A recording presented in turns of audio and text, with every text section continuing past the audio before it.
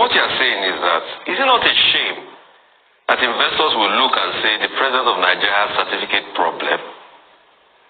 Is it not a shame that the world is reporting? You are the head of Voice of Nigeria, so amplify the interests of Nigeria. Have you been reporting this? I'd like to ask you first to your foreign audience.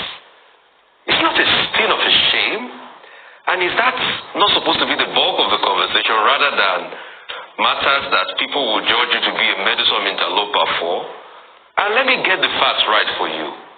Atiku Abubakar said before the elections that if the PDP zones to the southeast, he will not run. But it was never the case. There were other political actors, so that's not even the issue. Let's talk about this certificate issue. Let me show you something. Daily Trust newspaper, front page. It said birthday mismatch. There were 3 different birthdays of the president. 3 different. So, what's even his date of birth? 1952? 1954? 1955?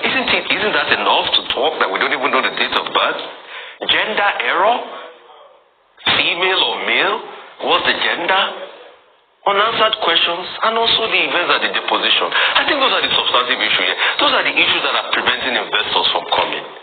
I would like to have your take on that, because those are the great issues on ground. As the DG of the Voice of Nigeria, that you protect Nigeria's image. Let's talk about that, sir. Analyze for us. Why will somebody have 3 different dates of birth? Probably do you have 3 yourself? I will be the happiest person that will have a purity situation in our system. And I know, going through the course of history of liberal democracy, that will happen. If it doesn't happen today, it will not prevent tomorrow. The point of the matter is that there are rules. The same PDP failed in their own way. That's what I'm referring to. That we cannot burn down the house because of the first error of the leadership of the PDP. I'm not trying to defend any irregularity. But talk about the irregularity. You're shying away from it, sir. Talk about the irregularity, because that's the substantive matter in this story. I'm not about the irregularity. You're shying away from it. Is it good for somebody to have 3 dates of birth? My brother. My brother. Yes, sir. My brother. Yes, sir. Can I tell you something? Bless you, sir. Please, go ahead, sir. Leave emotion out of it. Okay. Why do we have the presidential election petition court? And they said if you lose there, you can go to the Supreme Court. In the next 1 or 2 weeks or 1 month or 3, my Lord Justices will do a justice to the matter presented to them. But I'm saying before then, let us not forget, we are PDP on the but leaving emotion aside, sir, what you are doing now, is it not the role of a meddlesome? Is it not the role of a meddlesome interloper? Because, sir, are you a member of the PDP? No.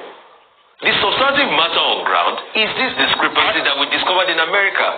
Now you are saying it's because of what the PDP did. That election has been won and lost. Let's talk about the issues.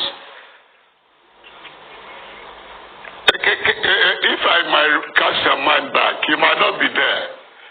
I've lived in this country to see how this mismanagement of political parties impacted in all of us, both members and non-members. It happened in 83. There were this kind of clamor. When the ruling party then, the MPN, was trying to capture here and capture there.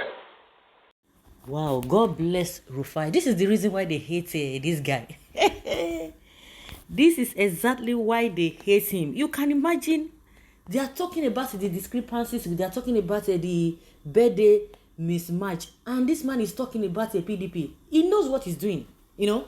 In all honesty, I know that Osita Okechukwu, the DG of Voice of Nigeria, he knows exactly what he's saying. It's not as if he doesn't know what he's talking about. He doesn't know. It's not as if he's just trying to answer the questions, you know, abstractly or just. But he just wanted to divert the listen. You don't want to talk about the court issue. You don't want to talk about. We're not even talking about the court issue. We are talking about the facts that are on ground now. They cannot even. They can't even counter it. He's telling us about PDP, what happened in PDP, what did not.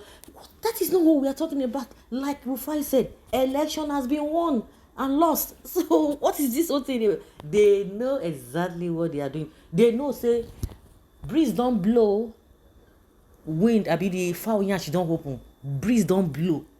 So there's no way they can go. That is why they are just going here and there. Shame on all of you. This one, no go. You cannot go scot-free. Tinubu cannot go scot-free. You can't tell us that we should be talking about PDP, internal affairs and all of that. Like I said, God bless Rufai. God bless this man. Can you imagine? Having Nigerian politicians and morality in the same sentence is mind boggling.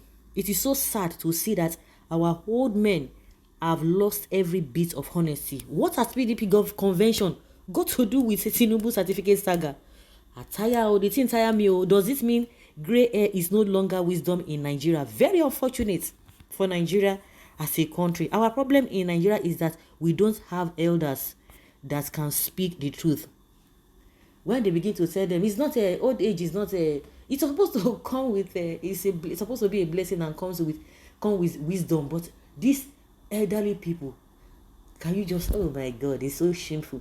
Like I said, this man, he knows exactly what he's doing, just trying to, he doesn't want to talk anything about it.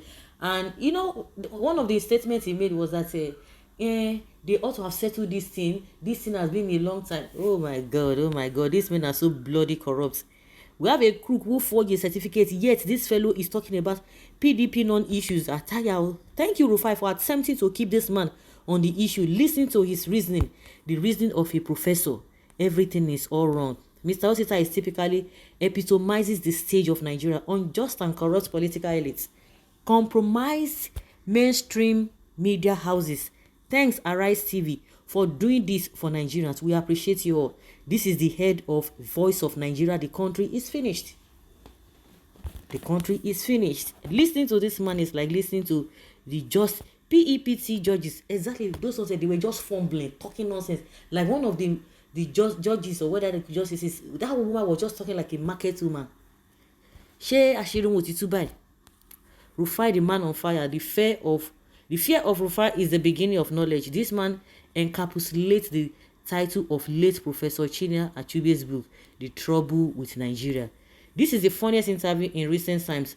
Posterity will judge most of these men we see as elders in this country. Whichever way it goes, I thank Atiku for unveiling evil agenda of the so-called Nigerian politicians. Up Atiku. So unfortunate to see the elderly and supposed experienced and learned persons like this man talking complete rubbish, talking out of point. It is a pity Nigeria no longer have elders. Yoruba proverbs says, when a town lacks elder, the town is destroyed. When the man of the house is no more, the house is deserted. I shake my head in disappointment. Just look at how this elderly man, just look at how him, who should either stand for the truth or remain silent, is beating about the bush, embarrassing himself and his family. Do they know anything? Is it all about money? So guys, let's say your opinion and have your take on this. Thank you.